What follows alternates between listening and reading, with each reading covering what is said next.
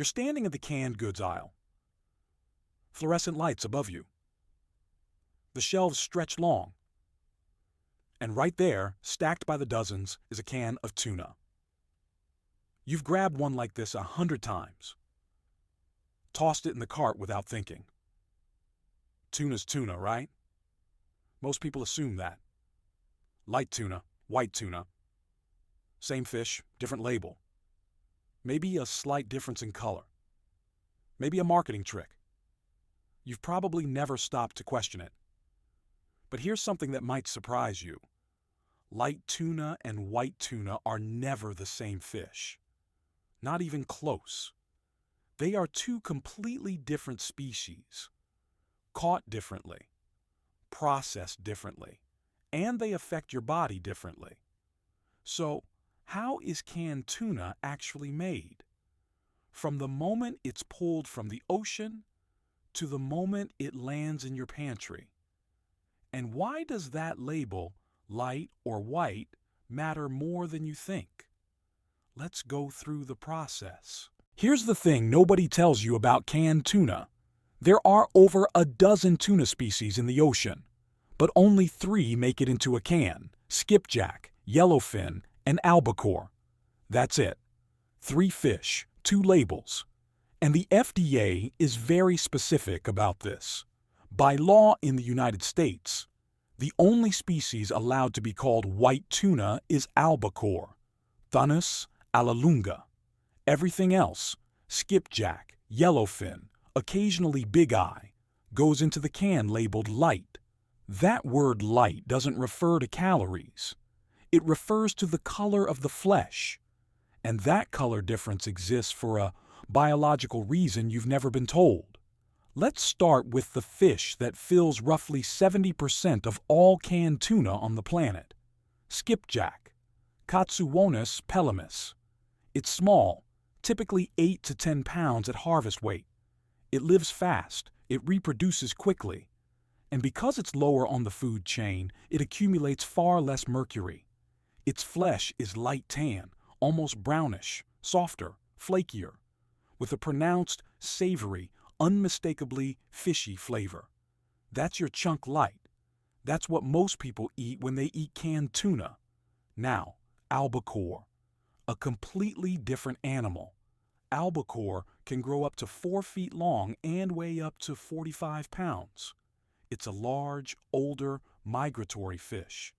And because of its size and longevity, it absorbs significantly more mercury from the ocean around it. Its flesh is pale, almost ivory, firm, dense, mild in flavor. Same category on the grocery shelf. Completely different creature. Most canned tuna starts its journey frozen. Fishing fleets, primarily operating out of the Pacific, Indian, and Atlantic Oceans, use a method called purse seine fishing. Picture a massive cylindrical net dropped around a school of tuna, then drawn closed at the bottom like a drawstring bag. The catch is then blast frozen at sea to preserve freshness. It can stay frozen for weeks before reaching a processing plant, many of which are concentrated in Thailand and Ecuador. At the cannery, frozen fish are moved into large water tanks for uniform thawing. This step is calibrated precisely. Thaw too fast and you damage the tissue. Thaw too slow and bacteria begin to activate. During unloading, quality inspectors check every batch for smell, condition, and species confirmation. Here's where tuna becomes unique among canned fish. Tuna is cooked twice. Most people don't know that. First, raw fish, still whole or in large sections, are loaded into metal racks and wheeled into large steam pressure cooking chambers. The tuna is steam baked at temperatures between 85 degrees and 100 degrees. Smaller fish take about 90 minutes. Larger specimens, some up to 15 pounds, can take up to 8 hours. This initial cook has one purpose: to remove excess natural oils from the flesh and make the meat firm enough to be deboned cleanly. After cooking, the fish go into a temperature-controlled cooling room. This is where machines give way to human hands. Workers at cleaning tables separate the edible white loins from the skin, bones, bloodline, and darker red lateral meat. The red meat, darker, stronger flavored, is not thrown away. It goes into pet food. For Albacore, there are two separate stations, one for skin removal, one for deboning. The loins that remain, clean, white, firm, are the only part destined for the can. This step alone accounts for roughly 30% to 50% of the total weight loss from a raw fish. You start with a whole tuna. You end with a fraction of it. Cleaned loins move to automated filling machines.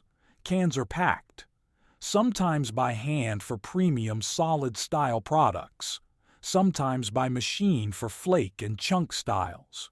Then a measured amount of liquid is added: water, brine, vegetable broth, or oil.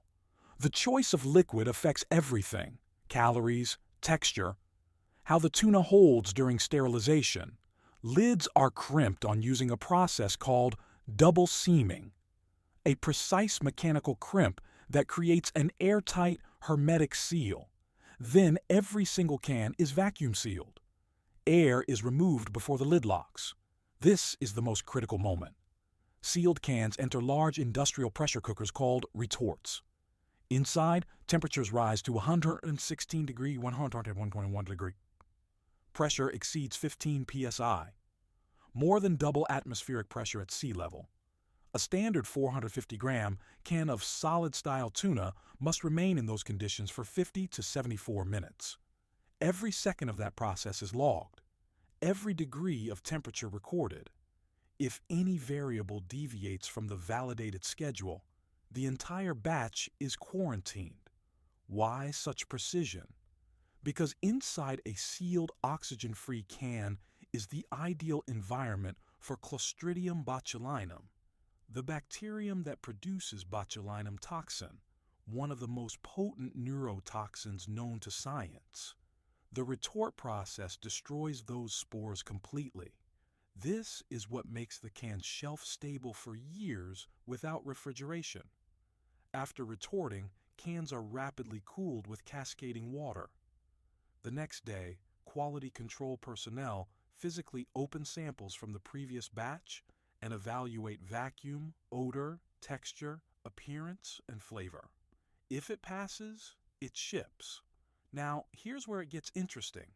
Walk into any grocery store, pick up a package of deli turkey, read the ingredients. You'll find turkey, water, modified food starch, sodium phosphates, carrageenan, sodium nitrite, natural flavors. 12 to 18 ingredients on average. Pick up a jar of commercial salad dressing. 20 plus ingredients. Many of them emulsifiers, stabilizers, and preservatives your body has never encountered before. Now read the label on a can of tuna in water. Tuna, water, salt, 3 ingredients. The product that gets called processed food is often one of the simplest things on the shelf. The retort process sterilizes. It doesn't add chemicals. It doesn't inject preservatives. The sealed can is the preservative. Here's where the story flips. Because the difference between light and white tuna isn't just about taste or color.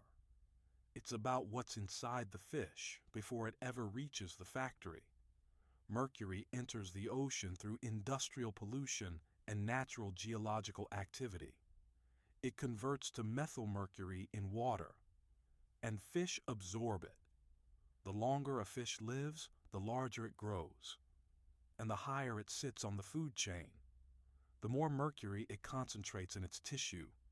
Albacore, white tuna, contains an average of 0.35 parts per million of mercury.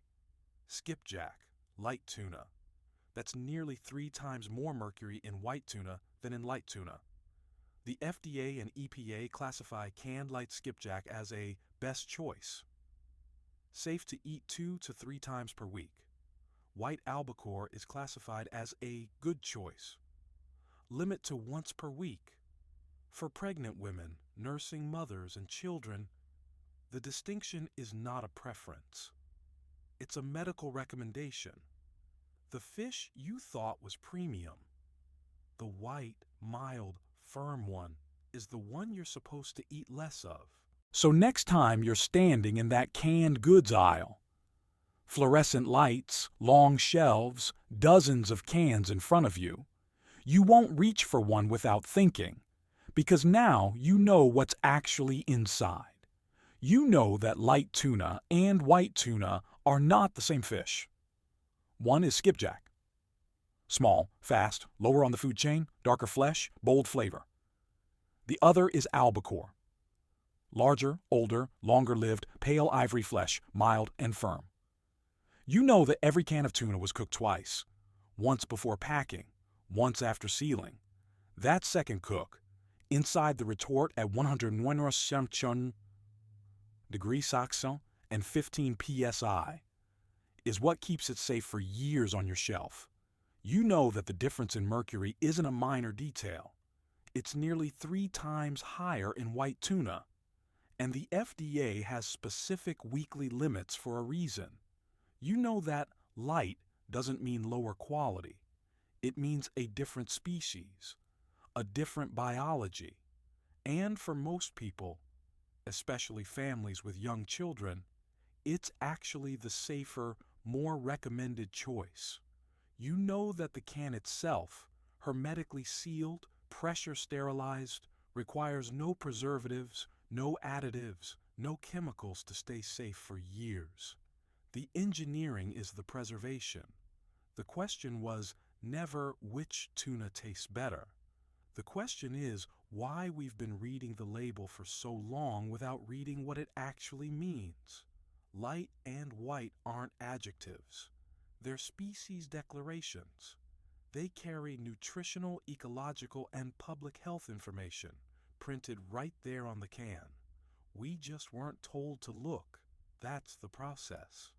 One story at a time, we go inside the things you use every day and show you what's actually there.